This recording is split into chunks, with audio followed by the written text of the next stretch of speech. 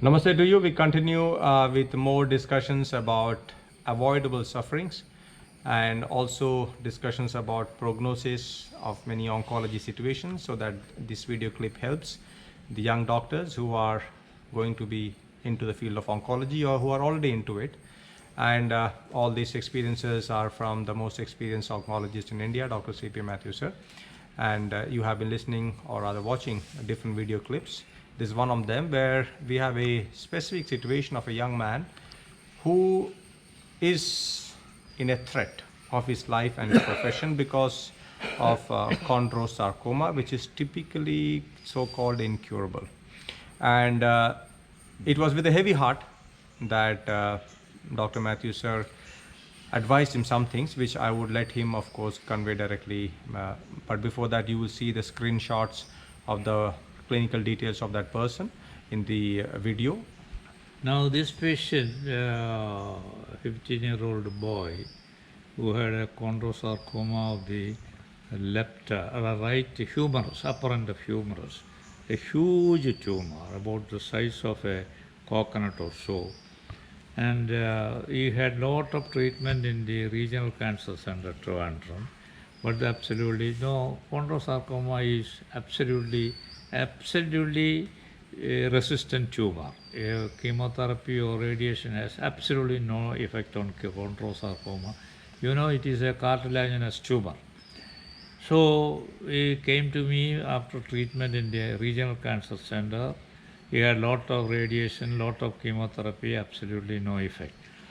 So I told the boy that if he is prepared to forego his right arm, his life will be saved. Now, with great persuasion, I compelled him and forced him to undergo the surgery. And fortunately, a colleague of mine who was a surgeon, he agreed to do the 4-quadrant amputation. Now, I think it was in 80 or so, we did that amputation. And even today, after 40 years, he is alive, excellent health. His daughter is a doctor now.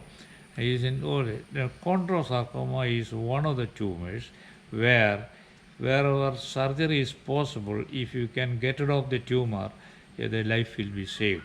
But in this particular case, he had a chondrosarcoma of the upper end of humerus, which was removed years ago, but now he has got recurrence of the tumor locally as well as in some of the distant areas.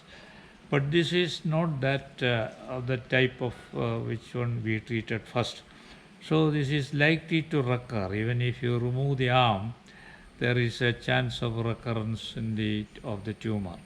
So I think we have to resort to so many other techniques, like what are, as you saw in the Ayurveda, there is what you call the Deva Pasam, right.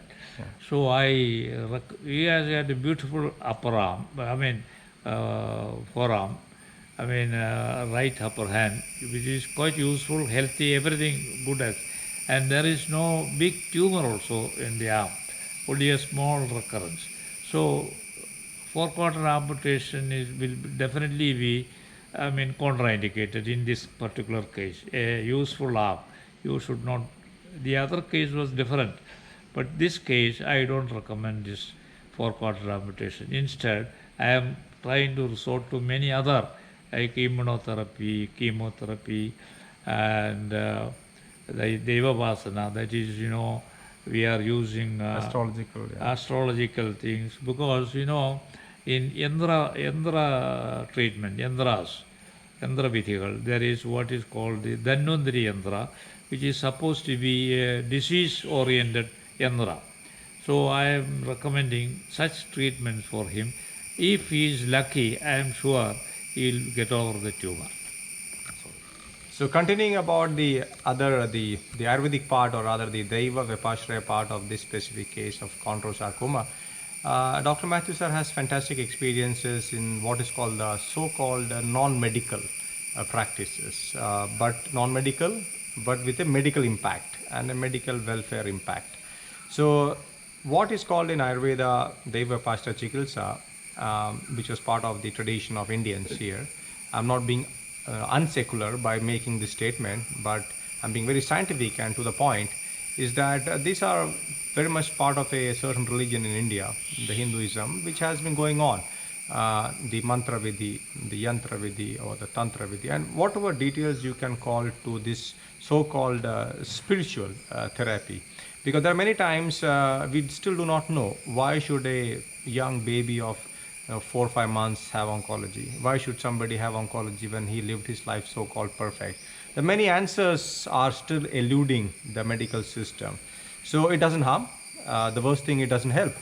So we are also very keen to realize, and I remember realize how the impact would be. I remember one of my mentor, Dr. K. Shankaran sir. He was retired DME, Ayurveda Medical Education Director. He had very good success in such kind of recurring chondromas. Of course, the case details may vary, and I remember him utilizing what is called the Sahasra Bhalataka protocol of Ayurveda.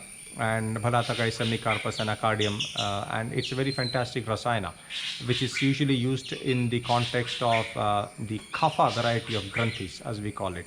So I think this case discussion is also for this Vaidya community, Ayurvedic doctors and Ayush professionals community, to reflect on it, and we very well solicit your opinions and your experiences and viewpoints in this specific topic. You can definitely send us a comment in the YouTube link that you will be seeing or which you're watching now. Thank you.